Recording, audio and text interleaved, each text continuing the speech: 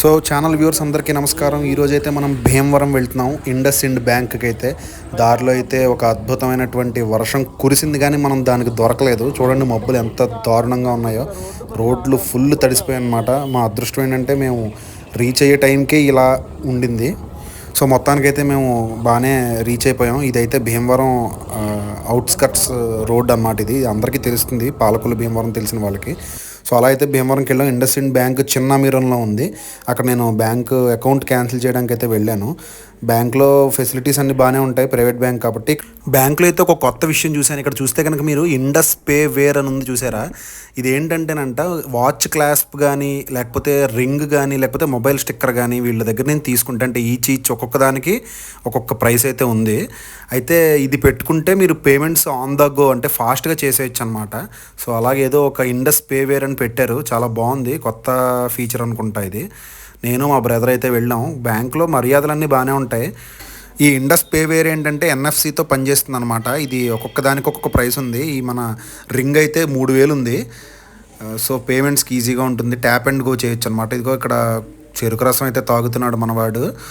మనం జస్ట్ పని చూసుకోవడానికి వెళ్ళాం అంతే. ఇండస్ ఇండ్ బ్యాంక్కి వెళ్ళాం, పని చూసుకున్నాం, మళ్ళీ రిటర్న్ బయలుదేరిపోయాం. రిటర్న్లో కూడా వర్షం బాగానే కురిసింది కానీ మనం అదృష్టవంతులం కాబట్టి మనకి దొరకలేదు మనం వర్షానికి. ఇదిగో ఇదన్నమాట రోడ్డు పరిస్థితి. ఈ రోడ్డు దాని పరిస్థితి గురించి నేను చిన్నప్పటి నుంచి చూస్తున్నాను. నేను వీడియో తర్వాత పార్ట్లో మాట్లాడాను. బాగానే ఉంటుంది రోడ్డు, కానీ కొంచెం ప్రాబ్లమ్స్ ఉన్నాయి. పాలకొల్లు భీమవరం మధ్యలో ఉన్న నందమూరి గారి ఆంజనేయ స్వామి గుడి దగ్గర ఆగాం. ఈ గుడికి చాలా చరిత్ర ఉందన్నమాట. అంటే నేను కొద్దిగానే చెప్తాను, వాహనాల రద్దీ వల్ల ఏం వినపట్లేదని నేను వాయిస్ ఓవర్ ఇస్తున్నాను. అయితే ఈ గుడి ఒకప్పుడు ఒక కోతి అయితే ఇక్కడ మరణించిందట. అప్పుడు స్వామివారు కళ్ళలో కనపడి ఇక్కడ ఆలయం నిర్మించమని అడిగారట. ఈ గుడి చాలా విశేషమైన గుడి. ఇటువైపు నుంచి వెళ్ళినప్పుడు ఇక్కడ ఖచ్చితంగా అందరూ ఆగుతారు, ఆగి దండం పెట్టుకుని వెళ్తారు. ఇక్కడ ఏంటంటే స్పెషాలిటీ, అందరూ స్వామిని ముట్టుకుని దర్శనం చేసుకుని స్వామి అనుగ్రహం పొందొచ్చు. అయితే ఇక్కడ ఇటువైపు హైదరాబాద్కి ఇదే హైవే కాబట్టి మా దగ్గర నుంచి అందరూ ఇక్కడ దండం పెట్టుకుని అప్పుడు దూర ప్రయాణాలు చేస్తుంటారనమాట.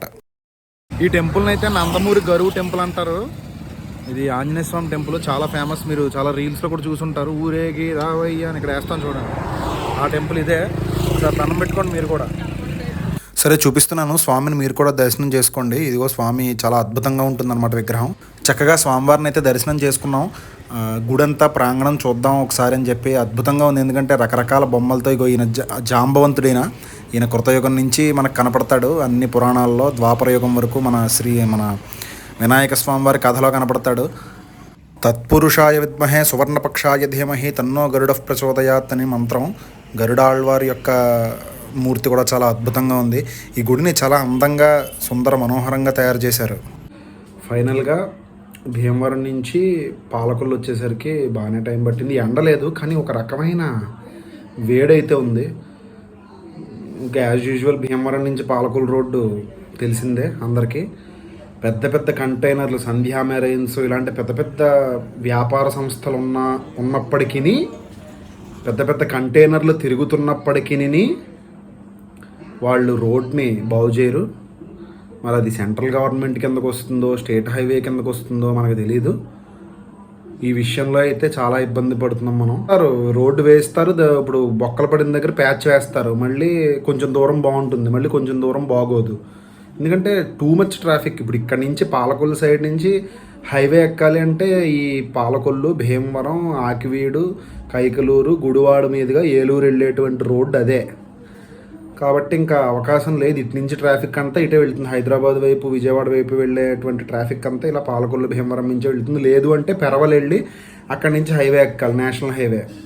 సో అది అలా వెళ్ళేవాళ్ళు అంటే ఇప్పుడు అటు కొంచెం ఒక 20-30 కిలోమీటర్లు ఎక్స్ట్రా వస్తుందనే కారణంతో, ప్లస్ ఇక్కడ కనెక్టివిటీ, ఇక్కడ ఉన్నటువంటి లాజిస్టిక్స్ వల్ల కూడా ఇక్కడ ఎక్కువగా ఈ నరసాపురం, ఈ అమలాపురం ఏరియాల్లో ఎక్కువగా సప్లై ఉంటుంది కాబట్టి, సప్లై ఎక్స్పోర్ట్ ఉంటుంది, ఇంపోర్ట్ ఉంటుంది కాబట్టి ఎక్కువగా అటు విజయవాడ నుంచి డీవియేట్ అయ్యి ఏలూరు మీదుగా, గుడివాడ మీదుగా మనకి ఇటువైపే వస్తూ ఉంటారు భీమవరం వైపు. అది తెలుసుకోవాలి, ఇంత ఎక్స్పోర్ట్ అండ్ ఇంపోర్ట్ ఈ రూట్ మీద జరుగుతుంది కాబట్టి వాళ్ళకి తెలుసుకొని వాళ్ళు ఈ పాటికే మంచి రోడ్ని డెవలప్ చేయాలి.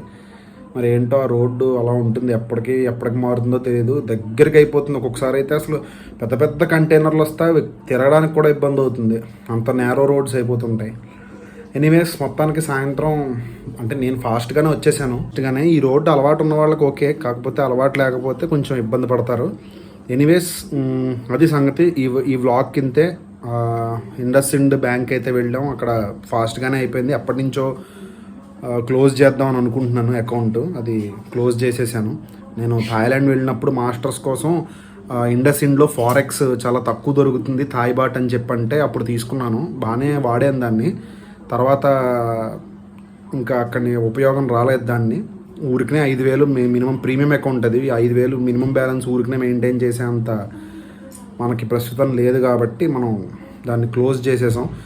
బ్రాంచ్ వాళ్ళు కూడా బాగానే సహకరించారు. వాళ్ళు ఏమీ పెద్ద ఎక్కువ క్వశ్చన్స్ అడగలేదు. ఉంచచ్చు కదా సార్ అది ఇది అని అన్నారు, కానీ మనకి అంత అవకాశం లేదు సరే అని చెప్పేసరికి వాళ్ళు కూడా ఇప్పుడు ఇంకో బ్రాంచ్ ఇండస్ ఇండ్ పాలకుల్లో పెడతానంటున్నారు. అక్కడ బ్యాంక్ వల్ల మనకి బెనిఫిట్స్ అంటూ పెద్దగా ఏం లేవు. ఒకవేళ ఏమన్నా ఫ్యూచర్లో ఉన్నాయి అనిపిస్తే కనుక మళ్ళీ థాయిలాండ్ వెళ్ళేటువంటి ఉద్దేశాలు ఏమన్నా ఉండి మనకి జాబ్ వచ్చి అలాంటి ఏమైనా జరిగితే maybe we will consider it. మళ్ళీ ఇంకోసారి తీసుకోవడానికి అయితే అవకాశం ఉంది, చూద్దాం. సో ఈ వ్లాగ్ కింతే. అందరూ ప్రశాంతంగా ఉండండి, మంచిగా నీళ్లు తాగండి, నూనె పెట్టుకోండి. ఇది నా డైలాగ్ కాదు, అయినా సరే దొబ్బేసి చెప్తున్నాను. మంచిగా ఉండండి, హ్యాపీగా ఉండండి. బాయ్.